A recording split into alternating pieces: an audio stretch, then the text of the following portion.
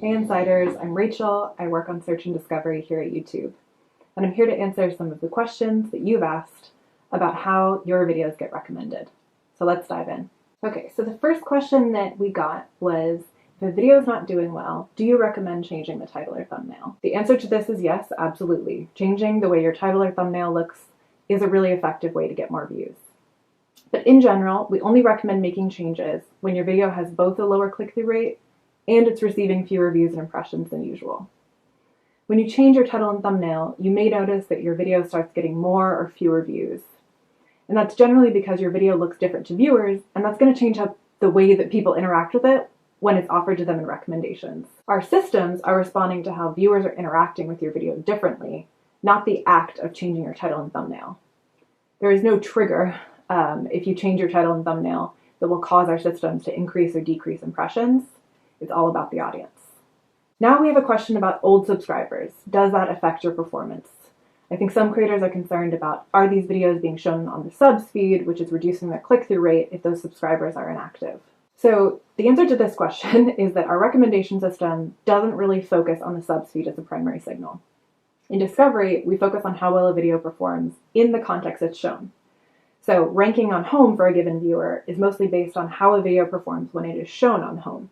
So do viewers click watch and enjoy the video when it's offered to them on their homepage? And those surfaces like home understand which viewers haven't watched your channel in a long time and will avoid showing your video to inactive subscribers who are really unlikely to watch. So don't worry about it. The next question we get is about search rank. How is it determined? So the example here is if you have a video game, someone types in the name of that video game, how are the results ranked? So just like Google's search engine, search on YouTube has a similar goal where we want to show the viewer the most relevant results for their search query.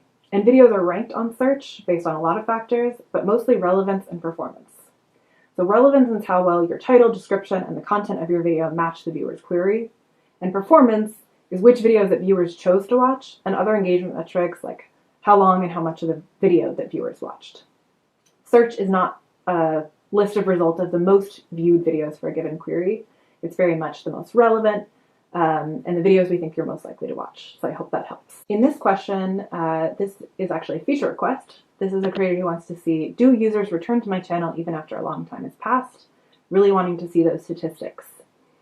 So good news, we are just about to launch returning viewers and analytics, which for a given channel, you can then see how many new viewers are discovering your channel and how many are returning.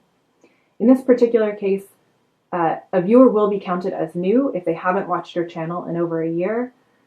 The reason that we made that decision is it is very rare for that to happen. The next question we got was about subs count. Why is it relevant if YouTube doesn't push out all content to your subscribers, which may be based on their inactivity or lack of engagement to the channel?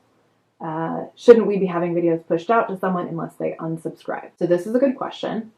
Our recommendation system doesn't actually push out viewers to anyone, but actually finds or pulls in videos and ranks them for viewers when they visit YouTube based on what we think they're most likely to watch. Now, subscriptions is one of many signals that we use to inform that ranking, and we did actually run experiments where we prioritize videos from subscriptions above all recommendations from all other channels. But in all of those experiments, it did dramatically reduce how much viewers watched and how often they came back to YouTube. So for that reason, we really focus recommendations on videos that viewers are most likely to watch and enjoy. While subscriptions are used to inform that, the data shows it's not always the most highly predictive factor about which videos people want. And so for viewers that do want to focus on subscriptions, we have the subscriptions tab. So this creator is talking about the notifications limit. So if you upload more than 3 videos in a given day, there won't be notifications sent. And the question is, does scheduling a video as unlisted or setting it private, then setting it public later, going to impact my performance? The answer is no. What matters is how viewers respond to your video after it's been published. That's what our recommendation system is learning from. So if you set a video as scheduled or unlisted, you flip it public later on, no impact. Don't worry about it. So this question is about uploading videos in 2 different languages. Does that hurt your channel performance or how it's recommended on YouTube? So this question is interesting. I have seen some creators do this. Uploading in 2 different languages can sometimes confuse your viewers, unless your audience is mostly multilingual and they can enjoy videos in both languages. We often recommend spinning off into multiple channels per language if you're catering to your audience. You can imagine if you're subscribed to a channel and you're seeing videos that are, for example, in German and English, but you only speak one of them, you're going to ignore the one that is not in your native language. And so design around your audience. If you have a mostly multilingual audience, then keep your channel that way. If your channel is designed around a specific type of viewer, probably we recommend separating them or spinning them off. This creator wanted to know, does it take a certain amount of hours of watch time before a video can be recommended?